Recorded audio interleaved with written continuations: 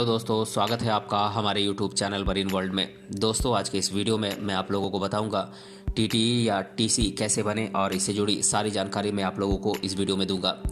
दोस्तों, वीडियो में आगे बढ़ने से पहले मैं आपसे रिक्वेस्ट करना चाहूँगा कि अगर आपने अभी तक इस चैनल को सब्सक्राइब नहीं किया है तो इसे ज़रूर सब्सक्राइब कर लीजिएगा और अगर ये वीडियो अच्छा लगे तो इसे शेयर ज़रूर कीजिएगा।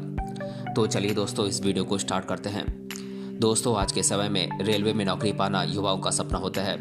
इसका सबसे बड़ा कारण यह है कि रेलवे की नौकरी में वेतन के अलावा भी बहुत सी सुविधाएं मिलती हैं। ऐसे में आज के इस वीडियो में मैं आप लोगों को रेलवे की एक ऐसी ही बेहतरीन नौकरी टीटीई या टीसी के बारे में विस्तार से बताऊंगा।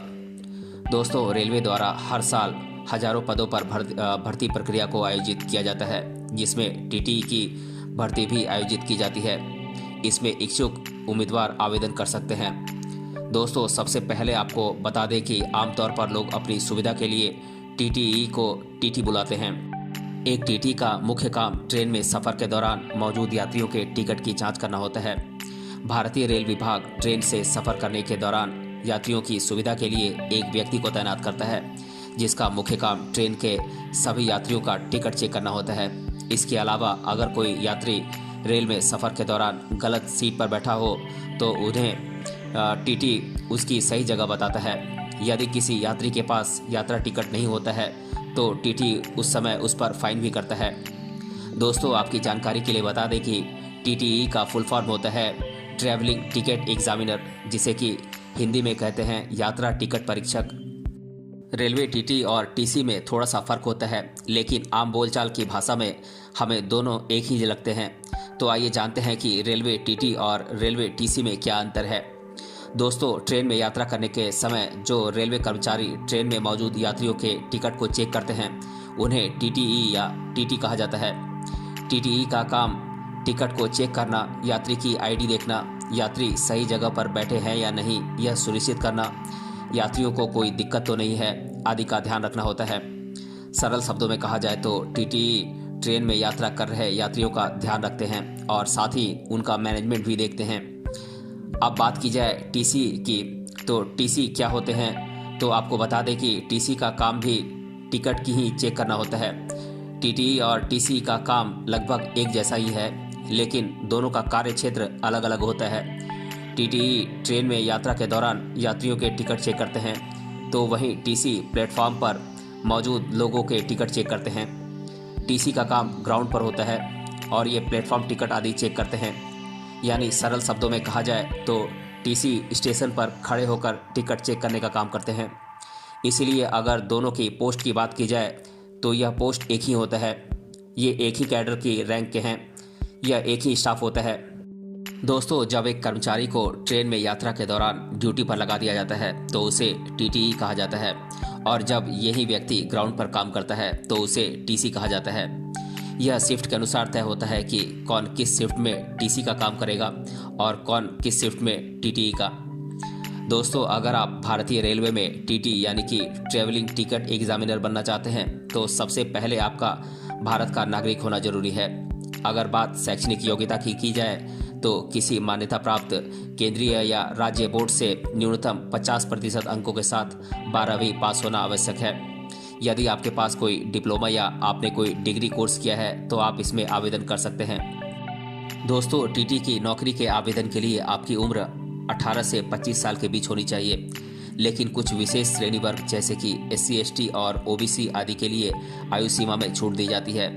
जनजाति श्रेणी के लोगों के लिए 28 वर्ष तक की आयु सीमा टीटी की नौकरी के आवेदन के लिए तय की गई है। अनुसूचित जाति के व्यक्तियों जैसे कि SC ST आदि के लिए यह आयु सीमा 5 साल तक बढ़ा दी गई है। इसलिए वे 35 साल की आयु तक टीटी की नौकरी के लिए आवेदन कर सकते हैं। दोस्तों, भारतीय रेलवे बोर्ड समय के अनुसार टीटी के रिक्त पदों पर भर्ती के लिए रेलवे की आधिकारिक वेबसाइट पर अधिसूचना जारी करता है, जिसके लिए इच्छुक उम्मीदवार अप्लाई कर सकते हैं। इस बात का विशेष ध्यान रखें कि आपको आवेदन निर्धारित समय सीमा के अंदर ही करना होता है। परीक्षा की डेट आने पर आपको एडमिट कार्ड का प्रिंट आउट लेकर परीक्षा केंद्र पर जाकर एग्ज़ाम देना होता है। अगर आप टीटी की परीक्षा की तैयारी कर रहे हैं तो आपको टीटी की परीक्षा का प्रारूप पता होना चाहिए। टीटी की परीक्षा में कुल 150 प्रश्न पूछे जाते हैं, जिसमें maths, English, general knowledge, general reasoning से संबंधित प्रश्न होते हैं। इसके अलावा कुछ प्रश्न रेलवे से संबंधित भी पूछे जाते हैं। दोस्तों, टीटी की परीक्षा को पास करने के बाद आपको ट्रेनिंग दी जाती है। यह training railway zonal training institute ZRTI में दी जाती है। ट्रेनिंग के बाद ही आप पूरी तरह से टीटी बन जाते हैं और एक बार टीटी बनने के बाद सरकार की तरफ से सैलरी के साथ विशेष सुविधाएं भी आपको दी जाती हैं। दोस्तों, भारत के रेलवे विभाग में जब भी टीटी के पद खाली होते हैं तो इसमें भर्ती की प्रक्रिया शुरू की जाती है। दोस्तों, अगर आपका भी सपना रेलवे में टीटी बनने का है तो आपको कुछ निर्देशों का पालन अवश्य करना चाहिए। किसी भी एग्ज़ाम की तैयारी करने से पहले आपको उस एग्ज़ाम से रिलेटेड पूरी जानकारी हासिल कर लेनी चाहिए ताकि आपको बाद में किसी तरह की कोई दिक्कत का सामना न करना पड़े। इसीलिए टीटी परीक्षा की तैयारी करने से पहले आप इस परीक्षा की पूरी जानकारी हासिल कर लीजिए। परीक्षा के बारे में पूरी जानकारी हासिल करने के बाद आप इसकी तैयारी शुरू करें। इसके लिए आप पिछले वर्षों के क्वेश्चन पेपर को अच्छे से देखें, एग्ज़ाम सिलेबस को समझें और फिर जिन विषयों में आपकी पकड़ कमज़ोर है उसे समय देकर अच्छे से तैयार कीजिए। जैसे ही RRB के द्वारा टीटी की भर्ती आयोजित की जाए, आप तुरंत ऑनलाइन रजिस्ट्रेशन के जरिए उस परीक्षा के लिए आवेदन कर दें। टीटी की परीक्षा की तैयारी करते समय आप इस बात का खास ध्यान रखें कि आपको टीटी की परीक्षा में लिखित और साक्षात्कार दोनों परीक्षाओं से गुजरना पड़ेगा। इसीलिए आप लिखित और साक्षात्कार यानी कि रिटन और इंटरव्यू दोनों की तैयारी पर ध्यान दें। रिटन और इंटरव्यू दोनों परीक्षाओं को पास करने के बाद आपको खुद को मेडिकल टेस्ट के लिए तैयार करना होता है। मेडिकल एग्जामिनेशन को क्वालिफाई करने के बाद ही आप टीटी के रूप में चयनित होते हैं। दोस्तों, टीटी की परीक्षा में general knowledge, reasoning, mathematics, English से जुड़े प्रश्न पूछे जाते हैं। ये सभी प्रश्न ऑब्जेक्टिव टाइप के होते हैं जिसमें से आपको सही विकल्प चुनना होता है।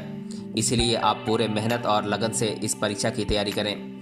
मार्केट में इस परीक्षा की तैयारी के लिए किताबें उपलब्ध होती हैं। इसके अलावा आप इंटरनेट के द्वारा भी इस परीक्षा की तैयारी कर सकते हैं। आजकल तो रेलवे की परीक्षा के लिए कोचिंग क्लासेस भी करवाई जाती हैं। आप किसी अच्छे कोचिंग में ज्वाइन होकर भी तैयारी कर सकते हैं। आप चाहे जैसी भी तैयारी करें, लेकिन आप पूरा मन लगाकर और दृढ़ निश्चय के साथ तैयारी करेंगे तो आप इस परीक्षा में अवश्य ही चयनित होंगे।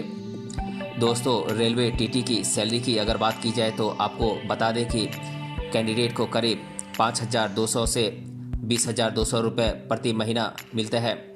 इसके साथ ही 1,900 रुपये ग्रेड पे भी मिलता है। कुल मिलाकर एक टीटी को 25,000 के करीब वेतन मिलता है। इसके साथ ही भारतीय रेलवे विभाग के अलग अलग जोन में कई प्रकार के भत्ते दिए जाते हैं। कुल मिलाकर कहा जाए तो एक रेलवे टीटी को अच्छा वेतन मिलता है। रेलवे टीटी को सैलरी के साथ ही अन्य सुविधाओं में डीए और रहने के लिए घर भी मिलता है। टीटी और उनके परिवार के सदस्यों को ट्रेन में मुफ्त यात्रा की सुविधा भी दी जाती है। टीटी और उनके परिवार के सदस्य ट्रेन से कहीं भी मुफ्त में आ जा सकते हैं। इसके अलावा अगर आपको टीटी की नौकरी मिल जाती है तो आपको और आपके परिवार के सदस्यों को मुफ्त चिकित्सा सुविधा भी रेलवे प्रदान करती है। दोस्तों, रेलवे की नौकरी में मिलने वाले वेतन और उसके साथ मिलने वाली सुविधाओं को देखते हुए आज के समय में बहुत से लोगों की रुचि रेलवे में टीटी बनने की होती है। ऐसे ही लोगों की सुविधा के लिए आज का हमारा ये वीडियो था। आज के इस वीडियो में मैंने आप लोगों को रेलवे टीटी क्या होता है, रेलवे टीटी बनने के लिए किन किन योग्यताओं की ज़रूरत होती है, टीटी बनने के लिए आयु सीमा क्या होनी चाहिए, रेलवे टीटी कैसे बने, रेलवे में टीटी की परीक्षा का फॉर्मेट क्या होता है, रेलवे टीटी के लिए ऑनलाइन आवेदन कैसे करें, टीटी बनने के लिए परीक्षा की तैयारी कैसे करें, रेलवे टीटी की सैलरी, टीटी को मिलने वाली सुविधाएं आदि के बारे में मैंने आप लोगों को विस्तारपूर्वक जानकारी दी है। हमें उम्मीद है कि आपको हमारे द्वारा दी गई जानकारी जरूर पसंद आई होगी। ऐसे में हमारे आज के इस वीडियो टीटी कैसे बने इसे अपने सोशल मीडिया प्लेटफॉर्म पर शेयर करना ना भूलें। यदि आपके मन में इस वीडियो को लेकर कोई डाउट है या फिर आप इस वीडियो से संबंधित कोई सुझाव देना चाहते हैं तो आप हमें नीचे कमेंट बॉक्स में कमेंट करके बता सकते हैं। मिलते हैं अगले वीडियो में किसी अन्य टॉपिक के साथ। तब तक के लिए धन्यवाद।